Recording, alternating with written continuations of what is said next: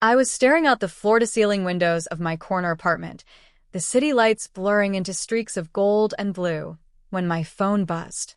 A simple text from Mom. "Are you coming for Christmas?" My chest tightened. I felt the familiar ache, one I'd tucked away neatly behind silk blouses, carefully curated apartment decor, and the glossy exterior of a life that looked flawless on Instagram. I could still remember that Christmas years ago. 26 relatives crowded into our tiny living room, laughter and chaos filling every corner, while my own little hands clutched the cold doorknob. I wasn't allowed in. "There's no room for you," she said. The words had etched themselves into my bones. And yet here I was, years later, with the world thinking I'd made it, while my parents thought they'd left me behind. I ran my fingers over the soft silk of my blouse, listening to the hum of the city below.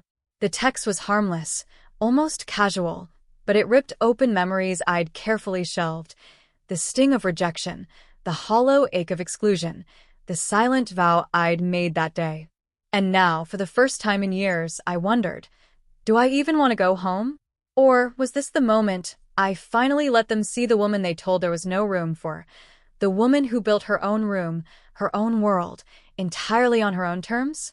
I was 12 that Christmas, and the smell of pine needles and cinnamon clung to the air, wrapping the house in a false warmth I would never forget.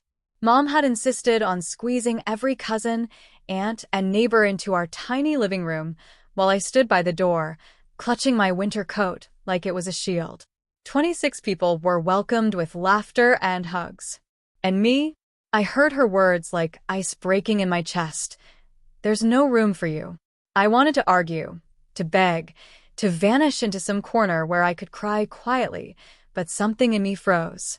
My throat tightened, and my hands shook as I gripped the coat sleeve, feeling the sting of being dismissed, humiliated by the very people who were supposed to be my safe harbor. I could hear the clinking of glasses and the warm chatter of family I was meant to belong to, and it felt like a world away, behind a glass I couldn't break. Then, Grandma's voice cut through the noise, soft and steady, her hand brushing my shoulder. "Darling, no one can take away your worth. You make your own room in this world. One day, they'll see who you really are." She pressed a small, hand-stitched ornament into my palm. Red felt, golden thread, a tiny heart in the center. "Carry this, always. Let it remind you who you are, not what they say you are." I stood there for a moment, staring at that tiny heart, and for the first time, I felt a spark, not warmth, not belonging, but something sharper. Determination. That day, I promised myself I wouldn't wait for an invitation I might never get. I would carve my own path, even if it meant walking alone. That night, I left the chaos of their laughter behind and slipped into the quiet streets, my breath misting in the December air. The ornament lay warm in my pocket, a silent talisman whispering that rejection could be fuel, not chains. I would not let "no room for you" define me. Not then, not ever. I carried that little red ornament everywhere for years, a quiet reminder that my worth wasn't tied to their approval. After that Christmas, I focused on school, late nights spent under the glow of a desk lamp, textbooks spread like a fortress around me. I devoured every opportunity, every lesson, as if each one was a brick in the house I was building for myself, a house they would never see coming. College brought challenges I hadn't anticipated. I worked 2 jobs to pay tuition, sometimes running on 4 hours of sleep, coffee-stained notes in one hand and trembling hands from exhaustion in the other.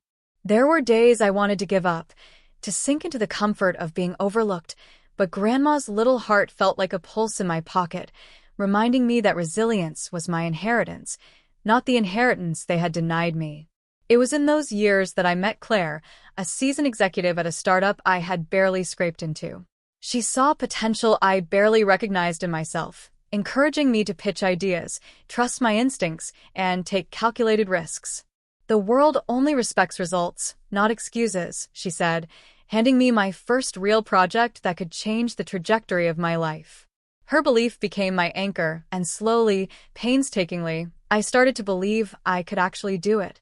There were nights of doubt, staring at a laptop screen while tears of frustration blurred the words, wondering if I was enough. There were moments when self-doubt gnawed at me, whispering that maybe I wasn't meant for anything grand. But every small win reminded me that the room they denied me wasn't gone. It was mine for the taking. My first client, who paid more than I'd ever imagined, the first profitable venture I could call my own, the first time I walked into a bank and realized I had money in my account they never knew existed. These were victories they couldn't see. I became a quiet force, building an empire in shadows. My social media presence was carefully curated, a modest smile and generic posts, never hinting at the growth, wealth, and confidence blossoming behind closed doors. I refused to let them see my journey until it was unstoppable, until the woman who had been told there was no room had made an entire world for herself. Every decision was deliberate. Late nights became investments, failures became lessons, and setbacks became fuel. The red ornament sat on my desk, slightly faded now, but still golden in its thread. It reminded me that my success wasn't luck. It wasn't a gift. It was forged from the sting of rejection, tempered by persistence, and polished by the belief of those who saw me when no one else did. I wasn't just surviving anymore. I was thriving silently, with power, with purpose, with a room of my own that no one could deny me. It was early December when I decided it was time. The holidays were approaching, and I had built a life they couldn't have imagined, but part of me wondered if it was finally time to show them that their rejection had only fueled my rise. I didn't announce it. I didn't send invitations. I simply prepared, making sure everything reflected who I had become, deliberate, accomplished, unshakable. When they arrived at my apartment, I let them in myself. Their coats hung awkwardly on the modern rack, and they paused at the sight of the minimalist, art-filled living room. Expensive paintings lined the walls. Curated photographs captured moments of my travels. My desk gleamed with awards and framed certificates I'd quietly earned over the years. The city sprawled beyond the windows, glittering like a stage for my life. Mom and Dad froze in the doorway, a mixture of recognition and disbelief on their faces. Cousins whispered, barely daring to speak, and Aunt Lorraine's jaw literally dropped. I let them take it all in. I watched them. I let the silence stretch, a deliberate pause that made them uncomfortable, the same way I had been made to feel years ago. Then I spoke, softly at first. "You were told there was no room for me," I said, letting my gaze meet my mother's. "But I made my own room, and it's exactly where I belong." They glanced around, their eyes widening, scanning the apartment, the accolades, the subtle signs of a life built from nothing but grit and determination. I moved closer to the desk, touching the red ornament I'd carried all these years. "Do you remember this?" I asked, holding it up. "You thought it was a little trinket, but it was a promise to myself, and it guided me to where I am today." I let the words sink in. The disbelief was palpable. My father's shoulders sagged, my mother's lips parted, as if she were searching for something to say, but finding nothing. I could see the shame, the guilt, the astonishment flicker across their faces. Then I dropped the final piece, the truth about my work, my accomplishments, and my independence. "I run my own business," I said. "I'm financially secure. I'm not just surviving, I'm thriving. And I did it without needing permission from anyone." Silence filled the room again, but this time it was theirs, heavy with realization. Cousins shifted uneasily, aunts and uncles whispered to one another, and I felt the balance shift. I was no longer the overlooked, excluded child. I was the woman who had quietly become unstoppable, who had built a life so full, so deliberate, that it left them speechless. I watched as pride battled shame in their eyes. For the first time, they weren't the center of the room, I was. And I let them sit in that truth, letting them absorb the reality of the power they had underestimated, the determination they had dismissed, and the strength they had ignored. This was the moment the world changed in that room. I didn't yell. I didn't need to. Every detail, every element of my life spoke louder than words could. I had arrived, and they were witnessing it firsthand. After letting them absorb the truth, I finally spoke again, this time with a calm firmness that left no room for misunderstanding. "I'm willing to let some of you in now," I said, letting my eyes scan the room, "but on my terms. Things have to change. I won't bend to old patterns, and I won't allow the mistakes of the past to repeat themselves." They looked uneasy, some fidgeting with their hands, others swallowing hard. I leaned against my desk, holding the red ornament between my fingers. It had traveled with me through every doubt, every sleepless night, every triumph, and now it marked the boundary. This was my life, my rules. "To my parents," I continued, "I will always love you, but I will not tolerate neglect disguised as tradition. If you want to be part of my life moving forward, you will treat me and my choices with respect. No guilt-tripping, no belittling, no dismissals. You will listen, you will understand, and you will recognize me as an equal." I turned to my cousins, many of whom had grown complacent in the same family shadow that once cast me aside. "You have your own paths. Stop waiting for someone else to define your worth. Chase your dreams. Be accountable. Stop relying on old hierarchies or favoritism."